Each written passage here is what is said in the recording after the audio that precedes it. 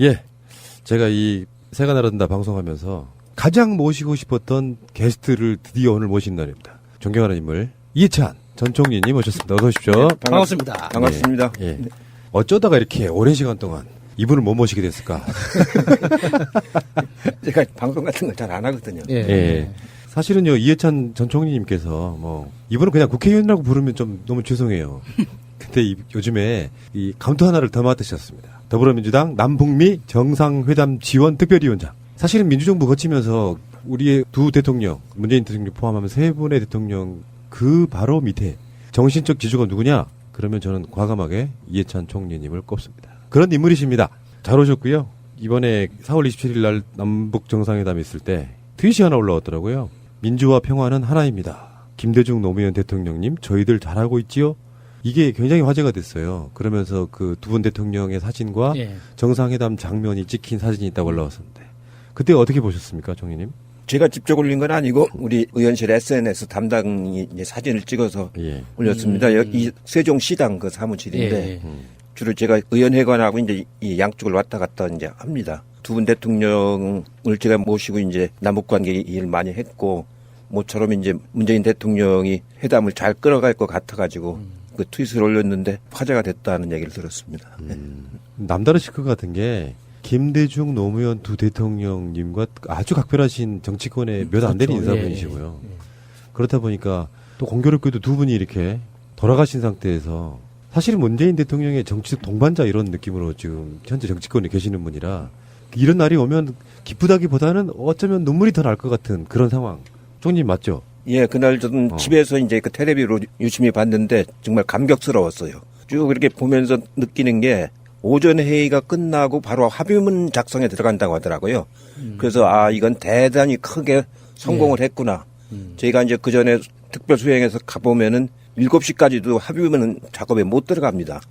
그래가지고 실제로는 그렇구나. 밤새도록 합의문 예. 작업하느라고 이제 하는데 이날은 오전 회의 다 끝나고 점심 먹고 나서는 바로 합의문 작성에 들어간다고 하길래 이건 굉장히 크게 대박이 나겠구나 하는 그런 느낌을 많이 받았습니다. 사실은 그 전에 대부분 다 준비가 된 거죠. 사전에 많이 조율된 겁니다. 이번에 이제 특징은 이번 우리 특사들이라든가 전문가들이 사전에 조율을 많이 해가지고 예. 거의 합의문을 반쯤은 써가지고 가서 마지막 작업만 이제 한 걸로 그렇게 이제 나중에 저도 이제 알게 됐는데 그만큼 문재인 대통령께서 이제 지난번에 준비위원장을 해오셨기 때문에 진행이라든가 이 내용이라든가 이런 걸 훤히 잘 알고 계시거든요. 그래서 그런 부분들을 김정은 위원장의 의중만 알면 되는 거니까 나머지들은 실무적인 건 아주 신속하게 잘 처리가 됐습니다. 그야말로 준비된 대통령이 그런 거네요. 다 알고 있잖아. 솔직히 말해서 대통령 비서실장을 했거나 또는 남북 정상회담 준비를 해본 사람이 대통령인 경우는 처음이잖아요. 처음이죠, 이게. 네. 그러니까 너무 그 메커니즘을 잘 알고 있기 때문에 나는 정치에 소질이 없어요. 이딴 거지 말이야. 아니, 정치에 소질이 없는 건 맞아요. 성격이 굉장히 꼼꼼해서 예. 일자 이력도 안 틀립니다. 그래가지고 꼼꼼하게 치밀하게 준비를 해가지고 그때 이제 노무현 대통령 때 이제 했던 경험이 이번에 고스란히 드러나가지고 그리고 또 역사의식이 굉장히 투철하신 분이거든요. 이번에 이제 냉전체제, 분단체제 네. 70년을 이번 일로 끝내겠다. 그게 자기의 정치가 아니고 역사적 소명이라고 이렇게 생각하시는 분이기 때문에 정치는 잘 못하지만 역사에 대한 소명의식은 아주 철저하십니다. 도대체 어느 정도로 해야 정치를 잘하는 거예요? 지금 문 대통령이 못하는 거면. 문재인 대통령이 그 다음 월요일 날 수보에 나오는데 표정이요. 네. 그냥 느껴지더라고요. 어린아이 같은 마음. 나 잘했지 하는 그 표정으로 나타나는데 아마 그거랑 똑같은 마음 갖고 계실 만한 정치권의 인물을 딱 하나 꼽으라 그러면 저는 이해찬 총리예요. 그러면 이제 총님이 보시기에 이번 남북 정상회담에서 가장 큰 성과는 무엇일까요? 물론 이 자체가 의문이라는 거 압니다만 생각나시는 대로만 말씀해 주세요. 우선 제일 큰 성과는 남북 정상 간의 신뢰가 이제 생겼다는 거죠. 단독 대화도 40분 이상 하셨지 않습니까? 아무 배속자 없는 네. 그런 정상회담이라는 건 없거든요. 근데 이제 단독 회담을 하면서 속내를 다 보일 수가 있는 거 아닙니까? 네. 예, 그런 정상회담을 할 정도로 이렇게 친숙해졌다고 하는 것이 앞으로 모든 문제를 풀어나가는 원동력이 되는 거거든요. 그 점이 아주 큰 점이고 그 다음에 이제 한반도 비핵화 그것도 완전한 비핵화에 대한 서로 의지를 확인했다는 거 이 점이 이제 북미회담에 아주 기반이 되는 거기 때문에 그 점 두 가지가 아주 중요한 점이고요. 우리 국민들이 요새 반응을 보니까 우리의 이제 그 대북 정책에 대한 신뢰도 이게 막 80몇 프로까지 올라왔잖아요. 그렇죠. 거진 90% 가까이 올라왔는데 계층이나 지역을 뭐 아무 구분 없이 전체적으로 이런 지지도가 이제 이렇게 올라왔다고 하는 것도 대통령으로서 앞으로 이제 대북 정책을 이끌어가는 아주 큰 그 뒷받침이 되는 힘이 되는 거죠. 이런 점들이 가장 큰 성과라고 이제 할 수가 있죠. 그러고 이제 다른 것보다도 임기 1년 이내에 이게 된 거 아닙니까? 그래서 앞으로 임기가 이제 4년이나 남았기 때문에 지난번 1, 2차 정상회담하고는 여유가 있게 이제 앞으로 끌고 나갈 수가 있는 그런 점들이 아주 좋은 성과라고 보면 됩니다. 요즘에 SNS에 유행하는 말이 하나 있어요. 삼선 가자. 아, 삼선 개헌 가즈아. 삼선 짬뽕 이런 거 아니에요. 진짜 웃기죠. 그런 거 보고 있으면 사실 그런 거 있잖아요. 뭐 농담을 하는 말인데 개그맨 이영자 씨가 맛있는 걸 먹으면서 눈물을 흘려서 이유가 뭐냐고 물었더니 맛있는 게 줄어들어서 그런 것처럼 오늘 또 문재인 대통령의 임기는 지금 하루가 줄어들고 있다는 그런 거고요. 근데 문제는 이제 지금 이게 완결표는 아니고요. 남북 정상회담 이후에는 사실 완결표는 북미 정상회담 그리고 뭐 남북미 정상회담 이런 과정을 거치지 않겠습니까? 근데 총리님 모신 이유 중에 하나가 이런 거예요. 세상의 모든 이치를 꿰뚫어 보시는 분 아니십니까? 이분이. 그래서 북미 정상에 대한 회담에 대한 어떤 예측이랄까 이런 것들을 한번 폭넓게 한번 들어보고 싶어요. 이미 일어난 일들은 이제 역사 속에 남아가는 거고 북미 정상회담이 사실 하이라이트 아니겠습니까? 북미 정상회담도 이제 그동안에 문 대통령이 중재도 하고 그렇게 해서 열심히 준비해가지고 폼페이오가 평양에 갔다는 것 자체만으로도 그건 거진 80% 성공인 거거든요. 폼페이오가 이제 트럼프하고 아주 잘 아는 아주 충실한 그 CIA 국장이었었는데 CIA 국장이 평양에 간다는 거는 상상도 못했던 일이거든요. 그래서 나중에 얘기 들어보니까 가서 3번인가 4번을 면담을 했다고 이제 그러거든요. 거기서 모든 그 핵시설 사찰까지도 가능하다. 보여주겠다. 그렇게 하면서 이제 폼페이오를 최근에 만나본 우리 당국자 사람을 내가 만나보니까 폼페이오가 강경파이긴 한데 굉장히 합리적이라는 거예요. 그리고 지적 수준이 아주 높고 육사를 수석으로 졸업했다고 그러죠. 그럴 정도로 굉장히 합리적이고 지적 수준이 높은 사람이 이제 김정은 위원장하고 서너 번 만나서 여러 가지 종합적인 얘기를 다 하고 나서 그 사람을 국무장관으로 임명을 한 거거든요. 그러니까 이걸 가지고 당신이 처리를 해라. 그런 트럼프의 의중이 실린 거거든요. 그걸 보고 그 얘기를 듣고서 아, 북미회담도 이미 다 준비가 끝났다. 이제 장소만 어디냐. 시간도 또 땡기겠다는 거고. 그래서 제가 보기에는 어떻게 보면은 이 종전 선언을 하고 평화 체제를 만드는 완전한 비핵화를 해서 그걸 할 수 있는 합의문이 거의 작성되고 있는 게 아닌가 하는 그런 생각이 좀 듭니다. 폼페이오는 사실은 북한을 잘 몰라요. 북한에 큰 관심도 없었고. 그래서 우리 정보 당국이 주는 정보를 가지고 맞으면은 자기가 트럼프한테 보고도 하고 김정은을 만나기도 하고 이제 그런 거거든요. 그런데 폼페이오한테 보고하면 한 이틀 만에 트럼프한테 보고가 가는데 옛날 틸러슨이한테 하면 한 일주일 걸린다는 거예요. 그럴 정도로 그 복심이라는 거죠. 그래서 상당한 수준의 성과가 나올 걸로 지금 기대가 됩니다. 그 폼페이오가 방북했던 그 시기가 재밌는 게 우리가 북한 평양 공연 갔을 때 바로 그때죠. 겹쳤다고 알려져 있잖아요. 4월 1일 날인가 겹쳤다고 지금 알려져 있는 그 시간이죠. 지금 이제 미국 CIA는 예전에는 코리안 미션 센터가 없었어요. KMC라고 최근에 이제 얼마 전에 생긴 거거든요. 거기에 이제 그 한반도에 관한 정보를 다 이제 수집도 하고 공작도 하고 하는 특별 기구가 생긴 겁니다. 앤드류 김이라는 분이 거기 이제 책임을 맡고 있는데 그 교포입니다. 우리나라 교포가 이제 책임을 맡고 있는데 그 앤드류 김이 한국에도 자주 오고 아마 평양도 폼페이오하고 같이 갔을 가능성이 높죠. 예, 그런 역할들을 주로 KMC 멤버들이 하고 있습니다, 지금. 근데 지금 초미의 관심사는 아마 이번 주 내에 정상회담 장소나 날짜가 나올 걸로 예측은 해보는데 어제는 뭐 CNN은 어제 사실 뭐 그 오버에 가까운 정도로 판문점을 확신하던 뭐 이런 보도로 내보내는 걸 봤는데 그러면은 지금 판문점 설과 평양설이 가장 유력하게 아직도 대치 중이에요. 그러니까 우리 총리님 보시기에는 언제쯤 또는 어디서 하는 게 가장 좋을까 또는 어떻게 될까 하는 그런 어떤 전망 좀 듣고 싶습니다. 제가 점쟁이가 아니라서 그건 알 수가 없는데. 사실상 정치 쪽에 가장 용한 점쟁이시잖아요. 아마 날짜를 좀 땡긴다고 하는 거 보니까 5월 20일 그 전후에서 하지 않을까 싶습니다. 한 3주 정도는 이제 남지 않았을까 싶고, 장소는 평양은 아니라고 하는 거거든요. 평양은 가만 이제 경호 문제도 있고, 예. 또 미국 대통령이라고 하는 게 경호하려면은 막 큰 차량들을 다 비행기로 실어 날르고 예, 예.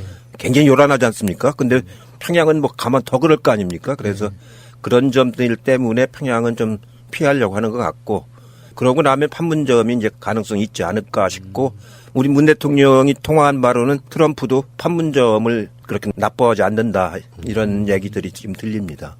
이 시설은 뭐 부차적인 문제고 정치적인 의미가 이제 더 큰 의미인데, 평양도 프레스센터나 이런 것들을 꾸밀 만한 장소들은 많이 있죠. 그래서 이제 그런 것들은 기술적인 문제인데, 평양에서 하게 되면은 그 기자들이 엄청나게 많이 가야 될 거 아닙니까? 그렇죠. 예. 여기서 지금 지난번에 혈적이가 3,000명 가까이 왔는데, 이번에는 이제 그보다 훨씬 더 많은 숫자가 그렇죠. 이제 갈 예. 건데, 그 사람들이 움직일 수 있는 수단은 평양에는 많지가 않아요. 그 택시 같은 게 많지가 않기 때문에. 예. 그래서 그런 불편이 있어서 평양이 좀 어려움이 있지 않을까 싶습니다. 그러면 오늘 확정을 하죠. 판문점에서 하는 걸로. 아, 우리가 또 정하는 거예요? 그렇지. 우리가 정하면 이루어진다. 꿈은 이루어진다. 그리고 역사적인 의미가 그렇죠. 예, 판문점에서 하는 건 거기가 휴전협정을 맺었던 장소고, 거기가 다시 이제 종전협정을 맺는 장소가 되기 때문에 시작과 끝이 있는 데가 되기 때문에 네. 아주 좋은 의미가 있는 데죠.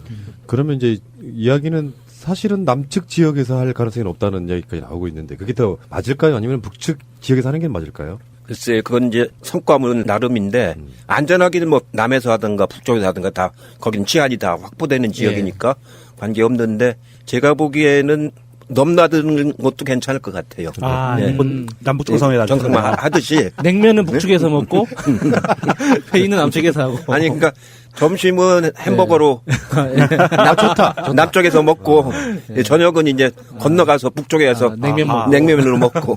이제 햄버거 하니까요. 요즘에 패스트푸드 생각하시면 안 되고, 이태원 가면은 요리급 햄버거가 있어요. 그거 드시겠죠. 그게 이제 햄버거라는 게 어떻게 보면 미국을 상징하는 거지 그렇죠. 않습니까? 예, 그렇기 예. 때문에 그 트럼프 입장에서는 세계 만인들이 보는 데서 한번 먹는 모습을 연출을 좀 싶어하겠죠. 총리님은 햄버거 좋아하세요? 저는 썩 좋아하지 않아요. 그럼 냉면 좋아하세요? 예, 냉면은 좋아해요. 야, 그러면 이번에 정상회담 할 때 북한이 직접 만들어서 배달시켰다는 그런 냉면 혹시 드셔보신 적 있어요? 평양 가면 그거 먹죠. 아, 가셔서 2000년도에 갔을 때도 먹었고, 2007년도에 갔을 때도 먹었고. 옥류관. 두 번씩이나. 옥류관. 저 외교적인 수사로서 말고 솔직히 말씀해 주시죠. 솔직히 맛있습니까? 맛있어요. 네, 그게 이제 먹는 방법을 주방장이 와서 가르쳐 주는데, 예. 주방장 하라는 대로 해서 먹으면 심심하긴 하지만 맛있습니다. 그러고 이제 그 사람들은 꿩고기를 많이 쓰는데, 네네. 고명으로 꿩고기도 올리고, 이번에는 고기를 3가지를 올렸던데, 옥류관에 가면 선택을 합니다. 돼지고기, 꿩고기, 소고기, 닭고기. 아, 그 셋 중에 하나를 고를 수가 있는 예, 거예요? 자기가 선택을 해요. 그러고서 이제 200g이 1인분이거든요. 예. 그리고 추가는 100g씩 나와요. 예. 그래가지고 저도 이제 처음에 냉면 이렇게 식초를 타서 이렇게 먹었던 주방장이 먹을 줄도 모르는 사람.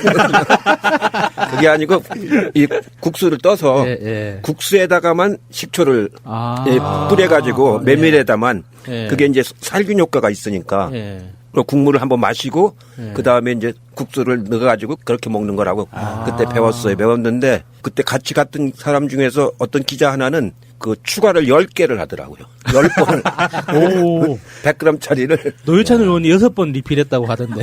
그러니까 그 같이 갔던 저하고 친한 기자인데 체격이 크죠. 200g 먹고 100g을 10번 하더라고요. 그러니까 6인분을 먹은 거예요. 6인분을. 혹시 그러면 지금 총리님은 이번에 4월 27일 만찬할 때 왜 나는 저기 안 불러주나 하는 그 서운함 없으셨어요? 자유한국당 그것 때문에 지금 저 난리 피우고 있는데. 아, 서운하죠. 총리님도 서운하시니까 김성태 서운할 만하네요. 사실은요, 여러분들이 잘 못 느끼실지 모르겠는데, 우리 총리님이 아마 민주 이쪽 진영에서 가장 오랜 시간 동안 통일에 관련된 아젠다로 노력을 해오신 분이세요. 그러니까 이번 만찬에 초대되기 충분히 했었는데, 뭔가 이상하게 뺐어. 그러면 막 화를 내세요. 왜 안 불렀냐고. 지금 막 실무적으로 바쁜데 그거 가지고. 이번에는 주로 통일에 관계했던 사람들, 남북 관계, 직접, 그러니까 옛날 통일부 장관 출신이라든가 이런 사람들을 중심으로 이렇게 했죠. 예. 이제 일반 수행원이 있고 특별 수행원이 있습니다. 예. 그러니까 이제 그 참모들은 일반 수행원으로 이제 가는 거고 참모가 아닌 당이라든가 경제인이라든가 이런 사회단체 사람들이라든가 이런 사람들은 이제 특별수행원으로 이제 구성해서 가죠. 2000년도에 제가 특별수행원 단장을 맡아서 갔거든요. 예, 당 정책의장을 맡았을 때인데 그걸 이제 사전에 이제 청와대하고 조율을 하죠. 그렇게 해서 많이 가죠. 되게. 그러니까 방송으로 이렇게까지 내보냈는데 그 평양냉면 못 먹게 하면 진짜 화낼 거예요. 더 많은 분들이 들을 수 있도록 하트 꼭 눌러주세요.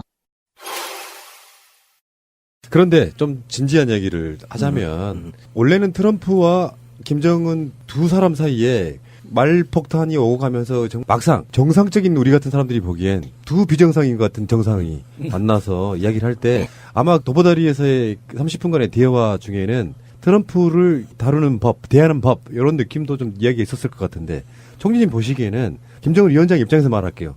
우리는 트럼프 입장에서 말할 수가 없잖아. 네. 트럼프 입장에서 김정은을 어떻게 다루냐가 아니라 김정은 위원장 입장에서 트럼프 대통령을 어떻게 다루는 게 가장 좋은 방법일까요?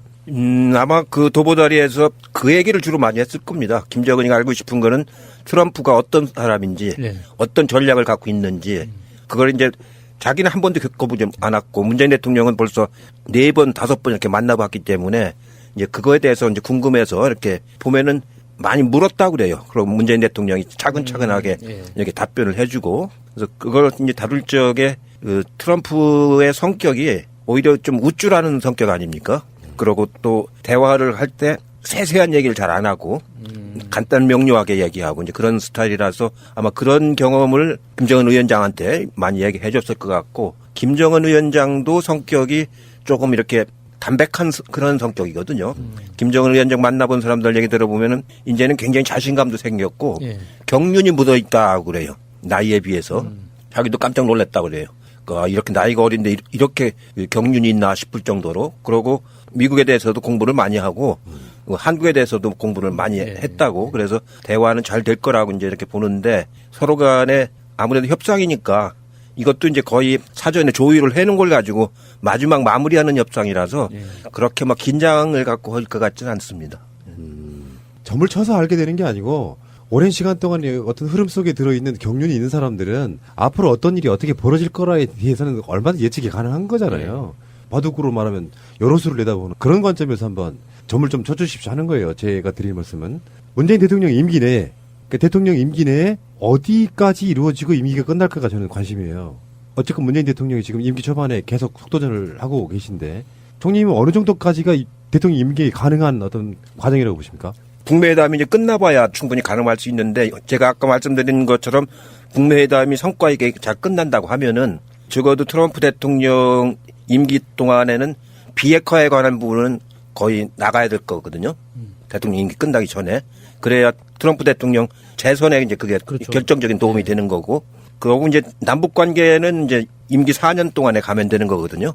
그러니까 우선은 비핵화에 우선을 하고 그다음에 나머지 이제 경제 교류 협력이라든가 평화 체제 만드는 거라든가 이런 건 이제 4년을 놓고 하면 되는 거거든요. 그래서 제가 보기에는 아마 분단 70년, 냉전 체제 70년 그게 이제 앞으로 4년이면은 종지부를 찍는 그런 상황이 올 거라고 이제 보여집니다. 그러니까 이거 큰 역사적인 전환이거든요. 예. 우리나라 해방 이후에 분단이 돼 있다가 이제 근본적인 전환이 이루어지는 거거든요.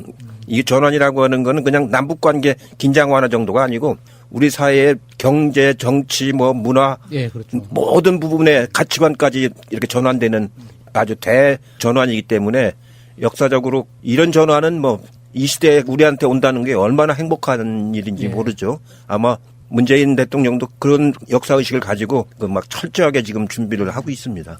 그러면 문재인 대통령 임기 안에 보통 3통이라고 그러죠. 통행, 통관, 통신. 이것까지 기대해봐도 될까요? 그러면요 충분하죠. 아. 지금 이제 DMZ 예. 그쪽을 이제 평화적으로 이용하는 쪽으로 군사선을 물려내고 예. 그 다음에 이제 서해 경제 평화 구역 예. 거기도 이제 만들어서 긴장을 완화시키고 그러고 나면 이제 군사적 긴장은 많이 완화되지 않습니까? 예. 그러고 나서 이제 서로 간에 겨누고 있는 포 방향을 딴 데로 바꾸고 예. 이렇게 해서 나가고 특히 이제 경제 교류 같은 걸 하게 되면은 지난번 국민의 정부 때도 그렇고 14 성명에서도 이제 경제 교류 프로그램을 많이 짰잖아요. 그것만 이제 실행하기 시작하면은 일대 큰 전환이 오는 거기 때문에 저도 이제 가보면은 북한의 노동력이라는 게 굉장히 좋습니다. 개성공단 노동력이라는 게 중국이나 어디 베트남이나 이런 데하고는 비교가 안 돼요. 그러고 고등학교까지 다 그 의무 교육을 했기 때문에 문맹률이 하나도 없다고요. 그 다음에 이제 조선 컴퓨터센터 출신들 IT 기술자들은 세계 톱 수준이거든요. 그런 좋은 인력을 가지고 있기 때문에 그런데도 광물 자원이 많지. 예. 남쪽하고의 시장이 열리지. 그러니까 북쪽도 굉장히 빠른 속도로 발전을 할 거고요. 일본하고 수교하면 식민지 배상금을 또 받게 되잖아요. 굉장히 중요하죠. 그게 이제 시드머니가 될 수 있는 아주 큰 돈이기 한 때문에 200억 달러 된다고. 90년대에 100억 예. 달러를 얘기했었어요. 예. 25년 전에. 지금 이제 그걸 기준으로 하면 지금은 한 200억 달러가 넘는다고 봐야 예. 되겠죠. 그런 시드머니가 이제 공급되고 하기 때문에 북으로서도 막 도약적으로 이렇게 발전할 수 있고 우리도 새로운 큰 맞아 북방 경제를 열어 나가는 그런 게 되고 철도가 연결이 되면은 우리가 유럽에 그 철도 타고 여행 간다고 예, 생각해 예. 보십시오. 우리가 비로소 섬에서 벗어나게 되는 거거든요. 예. 큰 인식의 전환이 오게 되는 거라서 저는 지금 이제 한 3주 남았는데 막 요새는 아주 가슴이 벅차요. 말씀 듣는데도 막 속이 막 울렁거리네요. 방송 끝. 이게 동해라인과 서해라인을 통해서 러시아 쪽으로도 중국으로도 하고 아마 대한민국의 모든 웬만한 사람들 중에는 그런 꿈이 있었잖아요. 그렇죠. 기차 타고 자전거 예. 타고 예. 섬을 벗어나는 이 상황이 지금 시작되고 있는 거라서 우리들 마음속에서 이렇게 막 부푼 꿈을 갖고 유럽에 가면 참 좋은 게요. 유레일 철도를 타고 다니잖아요. 예, 예. 그럼 여기서 이제 독일에서 이제 베를린에서 타고서 거기서 또 며칠 지내다가 또 그 기차를 타고 또 스위스로 가요. 스위스에서 또 지내다가 이태리로 가요. 뭐 어쩌면 비행기 한 번은 안 타고 그렇게 이제 예, 예. 다닐 수가 있게 되는 거거든요. 그 여행은 아주 환상적인 여행인데 그거를 보통 한 달짜리 유레일 패스를 끊어갖고 다니는 사람들이 있습니다. 우리가 이제 그걸 할 수 있는 그 철도가 이제 열리면 그걸 할 수가 있는 거죠. 야, 그럼 부산역에 예. 베를린, 예. 파리 이렇게 다 찍히는 거. 찍히는 거죠. 아 역사적 소명이 나는 정말 깜짝 놀라는 게 이 시기에 딱 맞춰가지고 대한항공 사태가 났어. 9월 9일 날이 건국일입니다. 구구절이라고 해서. 아마 제가 보기에는 지금 북한이 국제사회에 나올 수 있는 계기를 잡으려고 할 거라고요. 그때 아마 외국의 고위층들을 많이 초청을 해서 그 구구절 행사를 국제적인 행사로 이렇게 전개를 하려고 하는 게 아닌가 싶은 생각이 들어요. 왜 그러냐면은 1월달 신년사에 보면은 남쪽에 평창 올림픽 얘기를 하고 북쪽에 자기도 건국일 얘기를 하고 있거든요. 그러니까 평창도 아주 평화롭게 잘 되길 바라고 예, 예. 자기들 또 행사도 아주 축복 속에서 이루어지길 바라는 그런 마음을 가지고 신년사에 나오는 걸로 봐서는 종전협정을 하고 나서 그다음에 이제 구구절 행사에 국제사회에 이렇게 김정은 위원장이 데뷔하는 그런 모멘텀을 찾지 않을까 싶습니다. 아, 그럼 기대해봐도 되겠네요. 7월 27일을요. 그렇죠. 이 북미회담이 잘 되면 27일 못할 게 없죠. 그러면 이제 궁극적인 질문일 수도 있는데 결국에는 우리가 바라는 건 당장은 아니더라도 뭐 10수년, 뭐 20년 더 기다린다고 할지라도 결국에 달려가는 지점은 통일 아니겠습니까? 그 통일이 이런 질문이 좀 이상할지 모르겠지만 이상하게 들어주십시오. 10년 안에 가능할까요? 날짜는 잡기가 좀 어려운데 이제 우리가 우선 공존하는 거 아닙니까? 예. 공존하면서 교류하고 교류하면서 이제 나중에 낮은 단계 연방제를 하든가 뭐 연합제를 하든가 그래서 이제 통일로 간다라는 게 이제 기본 로드맵이 돼 있는데 그렇게 하려면은 우선 경제적 격차를 많이 해소시켜야 돼요. 예, 그렇죠. 이게 지금은 너무 커서 잘못하면은 여기서 다 우리가 흡수를 해버리면은 우리가 감당을 못하지 않습니까? 독일의 경험을 보니까 예. 그런 격차를 해소하고 이질감도 많이 해소를 해야 되는데 아까 말씀드린 경제 성장의 속도가 어떻게 되느냐에 따라서 이런 부분들이 속도가 차이가 나는 거거든요. 제가 보기에는 이렇게 완전히 비핵화가 되기 전, 그러니까 2007년도까지 구상으로는 10년 갖고는 좀 어렵다고 봤는데 지금 이렇게 완전 비핵화가 돼가지고 이렇게 관계로 간다고 할 것 같으면은 그 시간은 훨씬 더 당겨질 수 있다고 보죠. 10년은 조금 더 걸리지 않을까 싶습니다. 원체 지금 격차가 커서. 예. 총리님, 저랑 내기하시죠. 그러니까 바라는 바. 실제 어떤 상황과 상관없이 10년 정도 후에는 통일을 논할 수 있는 시점이 되지 않을까 이런 생각이 들고요. 무리한 통일보다는 오히려 자유왕래하면서 이질감 없애고 그렇죠. 이렇게 되는 게 그렇게 훨씬 더 낫죠. 맞으면 격차가 어느 정도 줄어들 때까지 그렇게 이제 교류를 하면 왜 그러냐면 지금 현재 북한이 2,300만인데 현재 수준으로 통일을 한다고 하면 전부 기초생활수급자가 되거든요. 네? 맞아요. 네? 전원이. 예. 그래서 안 됩니다. 그러니까 이게- 통일연구원 자료를 보니까 그 달러 기준으로 환율이 우리나라가 지금 오늘 기준으로 한 1,070원 정도 하거든요. 근데 북한이 달러 환율이 한 6,000원에서 7,000원 정도 한다고 하더라고요. 그러니까 그 정도 차이가 나는 거죠, 경제력이. 그러니까 큰 차이가 납니다. 2030년 가면 10,000달러까지 올라갈 가능성이 있죠. 왜냐하면 그 자원이 많기 때문에 네. 중국이 10,000달러까지 지금 올라왔지 않습니까? 그 올라오는데 한 5년 걸렸는데 북한이 이제 지금부터 한 15년 정도 하면은 여긴 자원이 많고 인구는 적기 때문에 그 10,000달러까지 갈 가능성은 있다고 봐야죠. 예. 자, 잠깐 쉬어가시죠. 이게 뭐 지금 속도전 한다고 해서 우리가 인터뷰까지 속도전 할 필요 있어요? 이해찬 총리님을 잠깐만 연구 한번 해보겠습니다. 52년생이세요. 올해 만 65세신데 조용필 씨보다 어리신 분이세요. 그 북한에도 공연도 갔다 오시고 조용필 씨가 50년생이거든요. 조용필 씨보다 동생, 용필이 형 하시는 뭐 그런 나이시고 뭔가 정치를 너무 오래 하셨기 때문에 사람들이 인식이 굉장히 나이를 드셨다고 생각하는데 60대 중반이십니다. 청춘이신 거죠 아직. 제가 총리를 너무 일찍 일찍 해서 총리했으니까 다 나이가 많을 거라고 이제 그러니까 전직 총리라는 것 때문에 우리가 어려워서 그렇지 보통 사회에서 만나면 형 해도 됩니다. 맞아요. 예. 제가 총리할 때가 52살이었거든요. 그러니까. 예. 그때가 2004년 6월부터요. 2006년 3월까지 약 2년 가까이 50대 초반에 그러니까 제가 이 말씀을 왜 드리냐면은 사실은 우리가 가끔씩 김민석 원장 방송할 때 정치 신동 이런 표현 하잖아요. 너무 일찍 시작했다고. 총리님한테는 명함을 못 내밀지 50대 초반에 총리였으니까 그러니까 그 이미지가 10몇 년이 지난 뒤에 네. 아 보통 총리들 그러면 지금 이낙연 총리도 60대가 한참 넘었잖아요. 그러니까 10년 정도를 앞당겨서 기본 하신 거죠. 그러니까 50대 중반부터 이미 대한민국 정치인 중에 원로 그룹에 들어가신 거잖아요. 그렇죠. 제가 선수로 봐서 제일 많은 편이니까. 말이 좋아 칠선이지. 칠선이면 거의 뭐 신선 아닙니까? 근데 여러분들 충격 먹지 마세요. 박지원 의원보다 10살이나 어리십니다. 어쩐지 동안이더라. 박지원 의원이 42년생이니까 정확하게 딱 10살이시고요. 지금 7선 하고 계시는데 중간에 한 번 18대 때 한 번 빠지셨고요. 그랬어요. 예. 그때는 제가 출마를 안 했습니다. 예. 7번 동안에 한 번도 안 떨어졌어요. 그러니까. 그래서 최재성 의원을 놀리셨다면서요. 어떻게 하면 낙선할 수 있냐 그러면서. 그런 것도 있었고 저는 이제 김종인 체제 더불어민주당에서 예, 예. 정청래 의원 컷오프보다 더 충격적인 사건이 사실은 그렇죠. 이해찬 총리 컷오프였는데 사실은 이런 거 있잖아요. 약간 살생부를 누군가 만들어서 이 사람을 떨어뜨리려고 하는데 결국은 그 떨어뜨리려고 했던 사람은 살아 돌아오고 나중에 그 사람이 컷오프 되는 그 역사의 무한 아이러니 같은 거 있잖아. 그때 유명한 사진으로 남아 있잖아요. 그 이해찬 총리하고 김종인 당시의 비대위원장하고의 그 무슨 행사장에서의 묘한 시선 이게 지금도 충격적인 그 비주얼로 남아 있는. 제가 김종인이라는 이름만 들으면 외치는 게 있는데 안 좋은 이야기에서 오늘은 생략 할게요.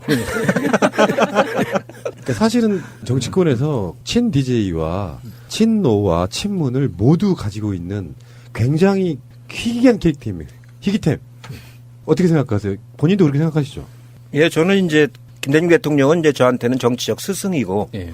노무현 대통령은 저하고 정치를 같이 시작한 이제 동지라고 예. 이제 보통 보고 문재인 대통령은 이제 정당 활동은 안 했죠. 인권운동. 네. 제가 이제 제야 민주화 운동할 때 같이 했던 인권운동으로서의 동지고 그런 관계로 이렇게 쭉 한 30년을 살아왔기 때문에 그분들 대통령이 되면 저도 좋고 저도 또 함께 하고 그런 과정은 그 쭉 같이 해온 셈이죠. 그러니까 묵묵히 세 분 대통령을 만드는 데 있어가지고 사실은 묵묵한 후원자 또는 뒤에서 강력하게 뭔가 받쳐주는 뒷받침되는 지금도 여러분들 기억나시겠지만 그런 이야기가 회자되고 있잖아요. 18대 대선 때 이해찬 당대표가 그 시스템 속으로 문재인 후보와 대선을 치렀다면 낙선하지 않았을 거다. 그런 이야기를 지금도 회자되고 있잖아요. 그때 한번 해고 좀 해주실래요? 지금 아쉬워요. 그때 이제 그 후보 단일화 문제 때문에 그렇게 됐는데 설령 그때 안철수 후보가 되더라도 제가 당 대표로 하고 있어야 100% 지원할 수가 있을 거 아닙니까? 예. 당이 약해버리면 지원하기도 어렵죠. 근데 거꾸로 이제 내가 빠져야 이제 단일화를 하겠다고 하는 바람에 처음에는 거절을 했다가 나중에 이제 빠졌는데 그렇게 좀 미숙한 거예요. 저쪽 캠프들이. 오히려 자기는 당이 없으니까 단일화가 되면은 우리 당이 뒷받침을 해주려면은 경험이 많은 이제 제가 그 당을 대표를 맡고 있기 때문에 지원하기가 좋지 않습니까? 근데 그런 걸 못하는 걸 보고 참 안타깝게 생각을 했는데 그때 이제 그 지는 걸 보고서 아 이거 참 아마추어들이구나 그런 생각들을 많이 했죠. 강력한 리더십으로 당을 끌어가면서 뭔가 개혁을 뒷받침하고 뭐 또는 당선을 견인하고 그러니까 이런 건 있어요. 그 민주당 계열에 이를테면은 최고의 기획자. 사실 그거 저는 원조시라고 보거든요. 민주당의 큰 선거, 네. 김대중 대통령 선거, 노무현 대통령 선거, 조순시장 선거 네. 이런 큰 선거는 제가 다 주로 이 기획을 하거나 선대위원장을 맡아서 네. 치렀거든요. 그러니까 우리나라에서 큰 선거 그런 거 맞으면 경험은 제가 제일 많거든요. 그러니까 12년도에도 충분히 이길 수 있는 선거였는데 그 놓치고 말았죠. 예. 대답이 필요 없는 질문 하나 드리겠습니다. 대답하시면 안 돼요. 문재인 대통령 임기 내에 뭐가 이렇게 얼마큼 이루어질 거다 이런 얘기를 했잖아요. 그 다음은 이런 생각을 하면 만약에 이런 총리님 같은 분들이 그 다음 대통령을 맡아준다면 예를 들어서 냉면을 먹는 거나 그 경계선을 왔다 갔다 하는 거나 한번 해보고 싶으실 거 아니에요. 대답하지 마세요. 제가 봤을 땐 그래요. 총리님 캐릭터가 다 시대가 있어요. 노무현 대통령만의 시대에 필요한 게 있고 물론 방송 들으시는 분들 불편하신 분들은 그냥 끄셔도 돼요. 제 생각인데 예전에 저는 기억납니다. 총리하실 때 국회에서 그 당시 한나라당 국회의원들을 향해서 굉장히 세게 내뱉었던 말. 물론 정치권에서 논란이 됐지만 그 정도 결기를 갖고 최근에도 그런 보수 괴멸 이런 논란이 있었잖아요. 근데 그 정도 결기가 있는 사람이 어떤 한 축에 딱 하고 자리를 지키고 있으니까 어떤 정신들이 살아나고 해서 결국은 정권교체 시키는 거거든요. 다 사쿠라 같았으면 그걸 어떻게 시켜요?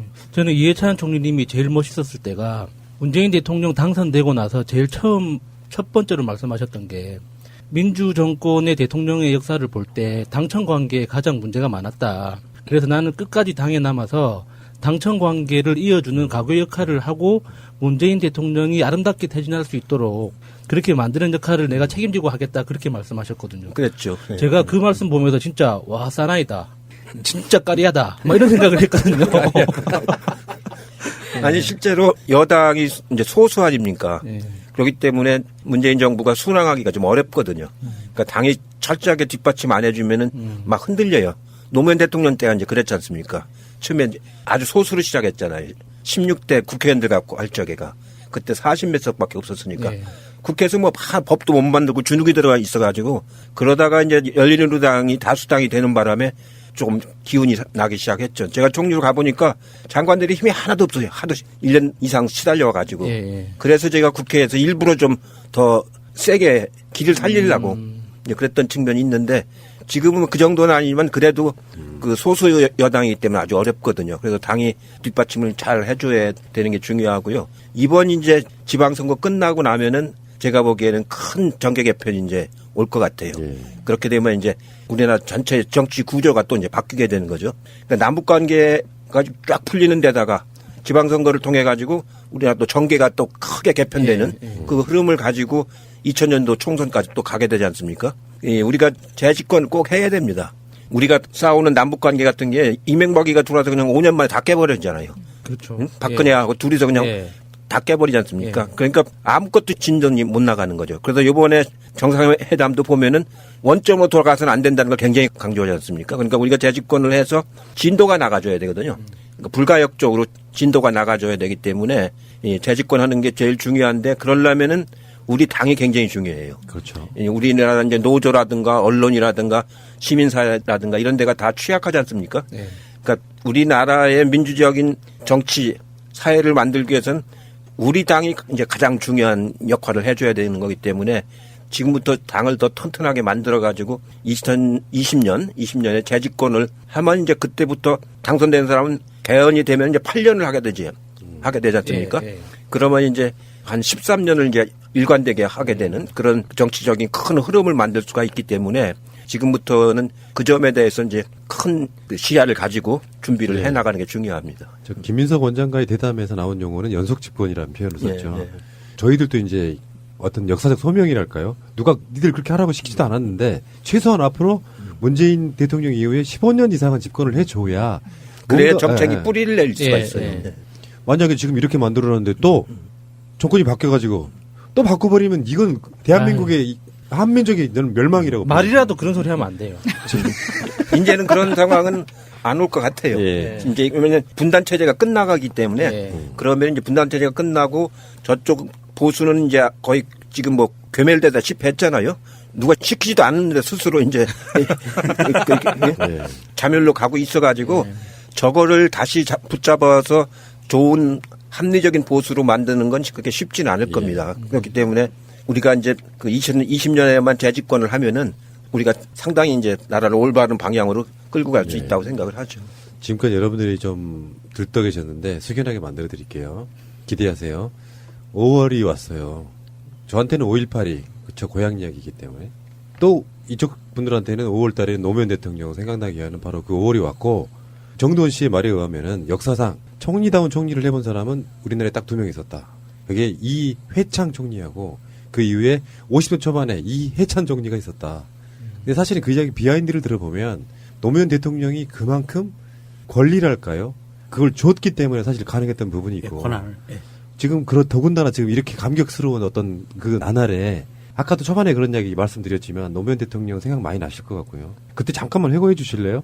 노무현 대통령 막 다이다이 맞다이 그런 거 하셨다는 노무현 대통령하고는 이제 처음에 헌법 정신으로 하자. 네. 이제 헌법의 총리의 역할이 이제 재청권과 해임 건의권 이런 걸 가지고 있으니까 처음에 노무현 대통령이 그렇게 처음에 제안을 하시더라고요. 그래갖고 이제 역할을 나눴습니다. 그 외교안보 통일에 관한 거는 대통령이 주관을 하시고 나머지는 총리가 주관하는데 나머지 중에서 대통령이 관심 있는 거는 공동으로 하자 이렇게 해서 이제 나눴는데 그래서 책임 총리라고 이제 해가지고 잘 했습니다. 그때는 그 매주 월요일 날 오찬을 같이 하면서 2시간 같이 하면서 쭉 이제 조정을 하고 해가면서 잘 해나갔는데 언제 한번 그 대통령하고 크게 이제 엇가게 생겼느냐면은 유시민 장관 복지부 장관 제청할 때 그때 이제 이상수 장관하고 이재정 장관은 이제 노동부하고 통일부 장관으로 이제 제청을 하기로 했고 그 두 사람이 그때 정치자금법으로 감옥을 갔다 오셔가지고 그게 문제가 될 것 같아서 유시민 장관은 다음에 하자고 제가 이제 그랬어요. 그때 안 된다고 같이 해야 된다고. 그래가지고 저하고 점심 먹고부터 시작해가지고 저녁 먹기 전까지 막 논쟁을 했죠. 그래가지고 맨 마지막에 장관 제청 안 하려면 총리가 그만두라고. 그래서 이제 농담으로 이제 거기까지 갔어요. 그래서 제가 총리 그만두고 나가면은 세상 사람들이 얼마나 좋아하겠느냐고. 그래서 이제 내가 양보를 하고 이제 제청을 했어요. 그래가지고 유시민 장관이 하도 스포트라이트를 많이 받다 보니까 네. 통일부 장관하고 노동부 장관은 관심도 없어. 여기는 관심이 없는 거예요. 언론도 그렇고 그때 야당도. 그래가지고 이제 유시민 장관 청문회에만 막 굉장히 그 집중하는 거죠. 근데 유 장관이 하자가 하나도 없어요. 그래가지고 3명이 다 통과됐거든요. 그랬더니 이제 그 다음 주에 이제 청와대를 갔더니 거부라고 유 장관 다 틀렸는데 왜. 그러니까 제가 할 말이 없어. 유일한 흑역사예요. 그러면 총님 생각하시기에는? 그런 적이 그 외에는 호흡이 잘 맞았습니다. 그리고 지금 우리 총리님께서 현직 노무현 재단 이사장이시거든요. 그래서 어제부터 사저를 완전히 개방하고 그게 시민한테 돌려주는 행사까지 이어지고 있는데 대통령께서 지금 하늘에서 보고 계신다 그러면 우리 문재인 실장 그리고 이해찬 총리 뭐 이런 분들 정말 자랑스럽다 이렇게 생각하실 것 같다는 느낌이 들고요. 23일 날이 구주기입니다. 그렇죠. 그때 가실 거죠. 예, 가야죠. 근데 문재인 대통령은 안 가신다고 하셨어요 이미 작년에. 작년에 이게 마지막이라고 말씀을 하셨죠. 퇴임하고 이제 가신다고. 여기 오는 게 아니고 이제 일로서 정신을 살려나가겠다 그런 취지로 말씀을 하셨죠. 이번 구주기 슬로건이 봄이 온다거든요. 예. 예. 누구 아이디어였습니까? 총리님 아이디어인가요? 아니, 재단에서 회의를 합니다. 회의를 해가지고 거기 이제 이사회에서 회의를 해갖고 거기서 결정을 하죠. 지난번 그 예술단 테마가 봄이 온다 했지 않습니까? 네네. 그래도 우리도 그 정신을 따르자 해가지고. 각 지역마다 노무현 재단이 있잖아요. 또 뭐 부산, 광주 다 있는데 노무현 대통령이 그 군사분계선 그 넘어가던 그 느낌을 참 영화 같은 스토리예요, 진짜.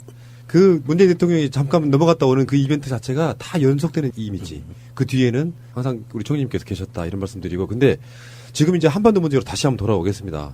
왜냐면은 남북 관계만으로 되는 것도 아니고 남북미만으로 되는 것도 아니고 사실은 종전 자체는 남북미 중이 다 개입이 돼야 되는 거고요.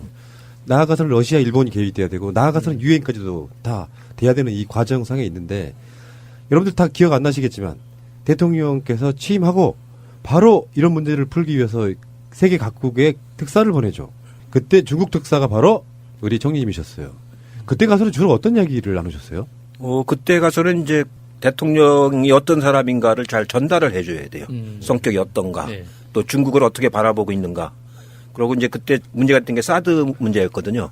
사드에 대해서 우리 정부가 어떤 입장을 가지고 있는가, 그리고 어떻게 해결하려고 하는가, 이제 그런 것들이 이제 주로 얘기를 하게 되는데, 제가 이제 중국을 92년도부터 다니기 시작하면서 중국 사람들을 많이 알아요.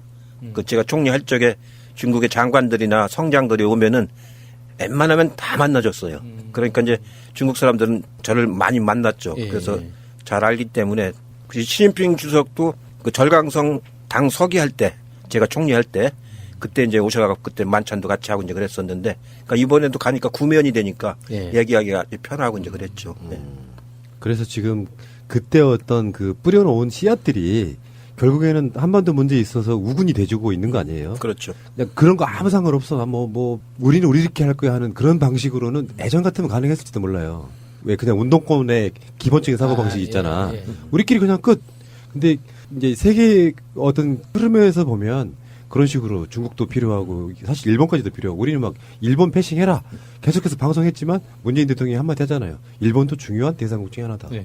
굉장히 성숙해져 있는 것 같고, 왜 이제 그 정권을 예전에 처음으로 정권 교체하려고 그럴 때 정권에 경험이 없는 애송이들 뭐 이런 느낌으로 계속 비난이 돼 있었는데 실제로 경험이 있고 없고의 그런 비교는 이제 사실상 불가능한 것처럼 보입니다.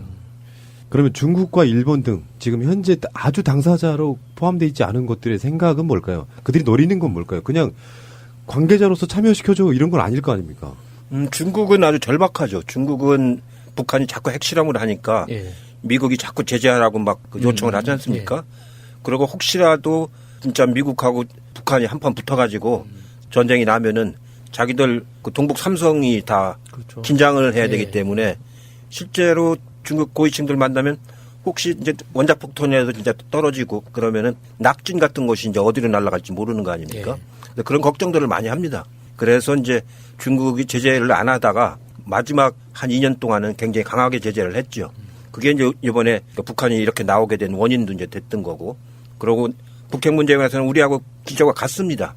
대개 이제 같은 기조로 하고 있기 때문에 중국이 당연히 참여하는 거고, 일본도 이제 패싱이 안 되려면은 자기들이 배상금을 내고라도 이제 참여를 할 거 아닙니까? 그럼 자기들도 경제 진출을 할 수가 있는 거기 때문에 일본도 안 빠지려고 그럴 것이고, 러시아는 그 큰 구상이 지금 이쪽 블라디보스톡 쪽 연해주 쪽에 가스 예. 그 매장량이 굉장히 많거든요. 그걸 이제 일본하고 우리한테 팔으려고 그러는데 우리한테 들어오려면 북한을 경유를 해야 되거든요. 그렇게 해서 이제 우리한테 가스는 한번 개봉을 하면은 막질 못해요. 그렇죠. 예. 예, 계속 팔아야 돼요. 예, 예. 그러니까 이제 통로가 이제 잘 돼 있어야 그걸 팔 수가 있는 거죠. 그렇게 되면 이제 러시아도 자기들도 이제 굉장히 큰 경제적 이익을 얻는 거기 때문에 북한도 러시아를 끌어들이려고 하는 게 러시아가 있어야 맞으면 중국하고 러시아로부터 비핵을 하더라도 보호를 받을 수가 있는 거거든요. 예. 그런 이해관계가 다 얽혀 있기 때문에 그래서 제가 총리할 때 2005년도에도 육자회담을 만들었던 거예요. 예, 육자회담을. 이해관계에 약간 차이는 있지만 그래도 육자회담의 다자안보 체제를 틀을 만들어야 이게 북미 간의 합의만 금방 깨질 수가 있거든요. 예. 양자 간의 합의는 금방 깨질 수가 있기 때문에 육자회담을 만들어가지고 다자 체제를 만들어 놓아야 안전한 판이 훨씬 더 강해지는 거죠. 그 문재인 대통령이 올림픽 때 우물가에서 숭늉 이런 표현도 썼고요. 예. 유리 잔 다루듯 이런 표현도 썼고요. 그러니까 지금 이렇게 일사천리로 진행되고 있는 가운데 당사자 어느 한쪽이라도 삐그덕거리는 소리가 나오면 굉장히 불편해지는 상황이잖아요. 또 이걸 반대하는 세력들은 거봐 믿을 수 없잖아 이렇게 되니까 정말 이건 하나의 저는 예술로 보거든요. 외교 자체가 지금 문재인 대통령이 하고 있는 것 자체에 그 모든 것들이 저는 예술로 보는 거예요. 예술의 한 형태로 외교를 하고 있는 것 같다 이런 생각합니다. 문재인 대통령의 큰 장점은 침착하고 이제 그런 성품도 성품이지만 진정성이거든요. 예. 외교라는 게 머리도 많이 굴려야 되지만 진정성 있게끔 사람한테 상대방한테 느껴져야 되거든요. 예. 그러니까 문재인 대통령이 시진핑 주석하고 이제 농담할 수 있는 정도가 됐거든요. 2번 만나셨는데 그만큼 이제 진정성을 서로가 인정을 하는 거예요. 트럼프도 이제 인정을 하지 않습니까? 문재인 대통령의 예, 예, 진정성에 예, 대해서. 예. 이제 김정은 위원장도 이번에 만나보니까 이제 그런 느낌을 받았을 거라고요. 그런 걸 보고 이제 그냥 어떤 사람은 인격 외교라고 하더라고요. 인격 외교. 인격 외교. 그 진정성을 가지고 그 인격 외교를 하고 있다. 그렇게 표현하는 걸 제가 한번 들은 적이 있어요. 총리님과 굉장히 좋은 시간을 갖고 있는데 오늘은 이제 또 여건상 총리님과의 그 대담 오늘 일단 여기까지만 하고 마칠게요. 근데 마지막으로 사실은 총리님이 우리 방송 엄청난 애청자라는 소리를 제가 들었거든요. 왜 그거를 말씀 안 해주십니까? 아침마다 보거든요. 예. 보면은 재미난 사람들 나와가지고 잘 하시더라고요. 보니까. 예. 이야기 들어보니까 뭐 어떤 분들한테는 새날 나가봐라고 하셨다고 할 정도로 광팬이시면서 마음을 숨기시면서 자 오늘 나와주셔서 감사드리고요. 애청자분들 기억하십시오. 문재인 대통령만 있는 거 아닙니다. 우리 진영에 문재인 대통령의 버금가는 훌륭한 인물들도 여러분 계신다는 그런 느낌 좀 드리고 그간의 세월 동안 남북통일이나 이런 평화를 위해서 엄청나게 노력하신 여러 명의 정치인 중에 저는 문재인 대통령 다음으로 이해찬 총리를 한번 꼽아봅니다. 제가 알고 있기에 우리 총리님은 늦봄 문익환 목사의 재단까지도 이사장을 맡고 계시는데 바로 그게 문익환 목사 하면 통일 아니겠습니까? 그렇죠. 그 부분만 네. 짧게 한 말씀만 해주십시오. 예, 제가 민통년 그 80년대에 민통년 그 대표를 문익환 목사가 하실 적에 그때 거기서 비서처럼 이렇게 모셨어요. 모시고 그때는 저만 그 자가용이 있어가지고 그분 모시고 다니려면은 형사들이 못 따라왔어요. 저는 내가 차를 몰고 다니니까 그래서 이제 많이 모셨고 같이 이제 하다가 저는 이제 정치로 이제 들어온 거죠. 그래서 이제 그 제가 아주 굉장히 존경하시는 분이고 그래가지고 그 가족들의 재단을 좀 맡아주면 좋겠다고 그래가지고 한 1년 반쯤 됐습니다. 아 그렇군요. 그 부분은 많이 알려지지 않은 부분 그러니까. 같아요. 예. 결국에는 그렇게 되는군요. 역시 알겠습니다. 이해찬 총리님과 행복했던 시간 4.27 이후에 한층 더 행복해지는 시간이 아니었나 싶어요. 좋은 시간이었고요. 총리님 다음에 또 나와주실 거죠? 그러죠. 예. 자 감사드리고요. 다음에 또 뵙겠습니다. 고맙습니다. 수고하셨습니다. 예. 예.